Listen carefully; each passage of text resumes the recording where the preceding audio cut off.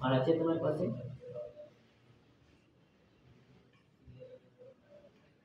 ભગવાનની માળા રોજ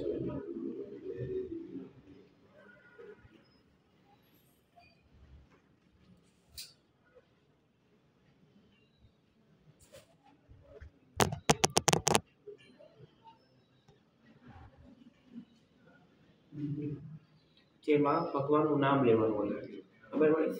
તો આપણે જો જેટલું ભગવાનનું નામ લઈએ એટલું મન આપણું શુદ્ધ થતું જાય છે. બીજા કયા નામથી શુદ્ધ થવાનું બોલો? રામ ભગવાનનું નામ લો તો મન શુદ્ધ થાય ને?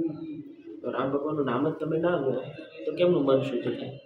મન શુદ્ધ થવાના સાધનો તો ઘણા છે, પણ આપણે કરવું હોતું બરાબર. એટલે રોજ મારા પર ઘર મંદિર છે ને, ઘરમાં મંદિર છે ને, ઘર મંદિરમાં પહેલાં તો આપણે વ્યસન તો છોડી આજથી જ માનીએ. એક પણ વ્યસન કરવાનું, તમારી વ્યસન હોય તો છોડી દેવાનું, બરાબર. નથી એ સારું છે, હોય તો આજથી જ છોડી દેવાનું. શું? અને દ્રઢતા રાખવાની. આ નિયમ ધર્મમાં કેવું છે? દ્રઢતા રાખશો તો તમને સુખ અને આનંદ મળશે. ભગવાનની આજ્ઞા પાડીએ તો આપણને સુખ અને આનંદ થાય, અને ભગવાન રાજી થાય કે મારી આજ્ઞા તો પાડે છે. બરાબર. માતા પિતાની બાળક હોય તો બાળક પર એના માતા પિતા રાજી ક્યારે થાય? છોકરીને આજ્ઞા પડે તો રાજી થાય. આપણે છોકરા કોના છીએ? ભગવાનના તો ખરા. ભગવાનની આજ્ઞા પાડીએ તો ભગવાન આપણા ઉપર રાજી થાય. આ બધી વસ્તુ છે ને પકડી રાખવી પડે, અને કાયમ માટે પકડી રાખવી પડે.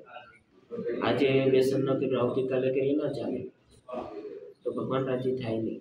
ખબર પડી જાય કે આને તો ખાલી છે સંકલ્પ છે, પણ એથી દ્રઢતા આવી નથી. આ બધી વસ્તુ ધીરે ધીરે દ્રઢ થશે. એક દિવસમાં બધી વસ્તુ દ્રઢ નહીં થાય. મંદિરે આવ્યા છીએ, ભગવાનને આપણે પ્રાર્થના કરી છે, આપણે સંકલ્પ કર્યો છે, જીવનમાં જે કંઈ સુખ દુઃખ આવશે બધું ભગવાન એ બધું સોલ્યુશન કરશે. આપણે હાથમાં જેટલું હોય ને એટલું આપણે પ્રયત્ન કરવાનો. ઘણી વસ્તુ ધ્યાનમાં હોતી નથી, પણ આપણી હાથમાં જેટલી વસ્તુ હોય એ તો આપણે પકડી રાખવું. આપણું જે કર્તવ્ય છે, આપણી હાથમાં શું છે? આપણું કર્તવ્ય. મૂળ તો આપણી પોતાની ફરજ, એક તો આપણે પોતાનું કરવાનું, બીજું આપણે માતા પિતાની સેવા ભક્તિ કરવાની, બીજું આપણે દીકરાની સેવા ભક્તિ કરવાની. એટલે મૂળ સેવા ભક્તિ એટલે શું? એમની જે કંઈ જરૂરિયાત છે એ આપણે પૂરી કરીએ છીએ. આ જરૂરિયાત પૂરી કરવા માટે આપણે શું કરવું પડે? એ પૈસા કમાવા માટે એટલે મહેનત.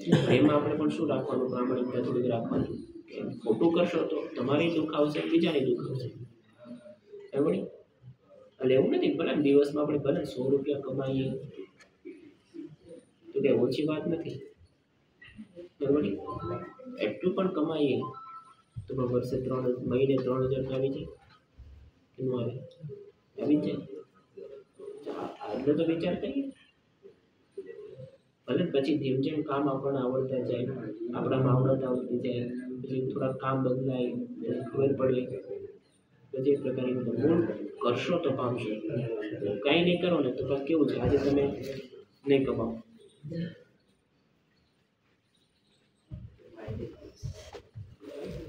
આજે તમે નહીં કમાવો, કાલે નહીં કમાવો, તો મહિનામાં કાંઈ નહીં આવે. સામે વપરાશ તો છે, નથી એવું તો નથી, વપરાશ તો છે. મહિને કદાચ નહીં, પણ દિવસના 50-60 રૂપિયા તો વપરાતા જ હોય ઘરમાં. એટલા તો વપરાય ને, તો એ પાછળ પૈસા તો ભરપાઈ કરવા પડે. એ બધી જવાબદારી, આપણું કર્તવ્ય છે.